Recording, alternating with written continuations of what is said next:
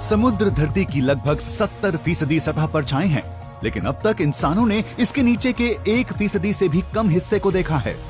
अब जरा कल्पना कीजिए कि हमारे समुद्र ऐसे धुंधले दिखने की जगह ऐसे साफ नजर आने लगे। आपको किस तरह के जीव नजर आएंगे और इस सफाई का इकोसिस्टम यानी परितंत्र पर क्या असर होगा? आप देख रहे हैं क्या हो अगर, और यह है क्या हो अगर समुद्र पारदर्शी हो। क्या चीज है जो इस पानी को धुंधला बनाती है? तैरती हुई रेत में मौजूद कई चीजें, फाइटोप्लैंक्टन यानी पादप प्लवक और ऐसे कई जीव जो मछलियां नहीं हैं। लेकिन सोचिए क्या हो अगर कोई भी चीज आपके रास्ते में ना आए। आपको इन्हें देखते ही याद आएगा कि हम सागरों में कितना कचरा डालते हैं। हर साल 1.4 अरब टन कचरा सागरों में डाला जाता है। एक पारदर्शी समुद्र में आप इतना साफ देख सकेंगे जितना अब तक आपने नहीं देखा। न केवल ये, बल्कि सोचिए कि जहाजों का कितना मलबा होगा जो आपको साफ नजर आने लगेगा। उम्मीद करते हैं आप अपना स्कूबा गियर लेकर आए हैं, क्योंकि उसके साथ दबे हुए खजाने को ढूंढना आसान होगा। और तैरते हुए सारे जहाजों का क्या? सागरों में किसी भी वक्त लगभग 1 लाख जहाज तैर रहे होते हैं और तट पर खड़े होकर उन्हें देखने पर लगेगा कि वो बीच हवा में तैर रही हैं। और आपको कितनी मछलियां नजर आएंगी? उतनी नहीं जितनी आप सोच रही हैं। लोवस्टॉफ्ट इंग्लैंड के एक शोध केंद्र के मुताबिक सागरों में लगभग 5 अरब टन मछलियां होती हैं। इतनी मछलियां स्कॉटलैंड के लॉक नेस को भरने के लिए काफी हैं। लेकिन ये धरती पर मौजूद सारे पानी का एक बहुत छोटा हिस्सा है, यानी इतने विशाल सागरों के सामने कुछ भी नहीं। लेकिन हाँ, आपको काफी सारी मछलियां नजर आएंगी। आज जितनी देखने की आदत है उससे तो कहीं ज्यादा। लेकिन आप सागरों के खालीपन और इनमें जो शून्यता नजर आएगी उसे देखकर चौंकने भी वाले हैं।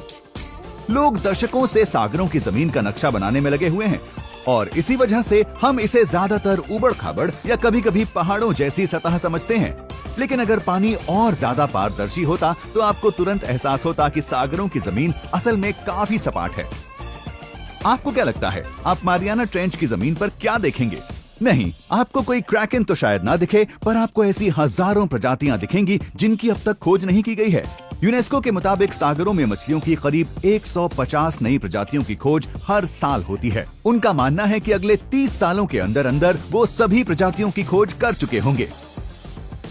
सागरों के पारदर्शी होने पर आप उम्मीद कर सकते हैं कि ये मौका काफी जल्दी आ जाएगा।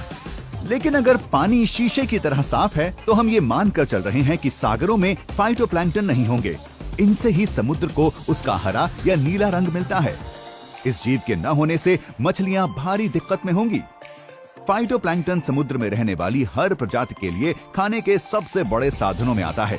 मछलियां लगातार इन्हें खाती हैं और इनके बगैर केवल शिकारी जीवों के बचने की ही सबसे ज्यादा संभावना है। और मछलियों के घर तक जाने वाली सूरज की इतनी सारी रोशनी का उन पर क्या असर होगा? समुद्र में 90% से ज्यादा ठिकानों का रहने लायक होना या न होना सूरज की रोशनी पर निर्भर है। ये रहने लायक इलाका फोटिक जोन कहलाता है, जहाँ सूरज की रोशनी से खाना बनाने की प्रक्रिया यानी फोटोसिंथेसिस मुमकिन है।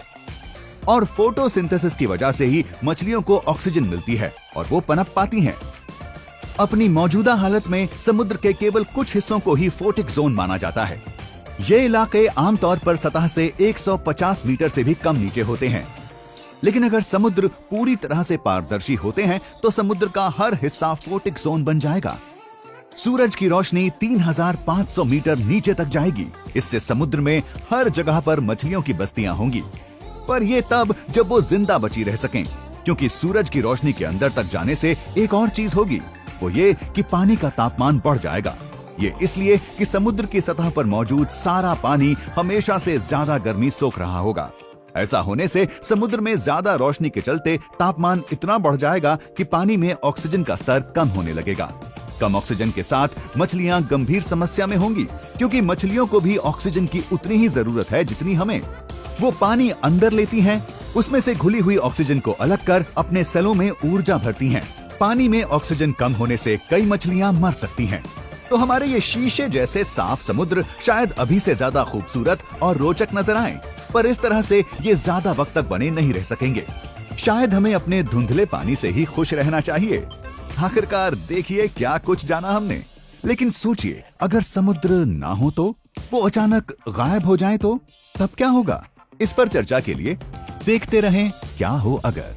अगर आपको ये वीडियो पसंद आया हो तो इसे लाइक करें और हफ्ते भर बेहतरीन वीडियोस के लिए हमारे चैनल को सब्सक्राइब करना ना भूलें।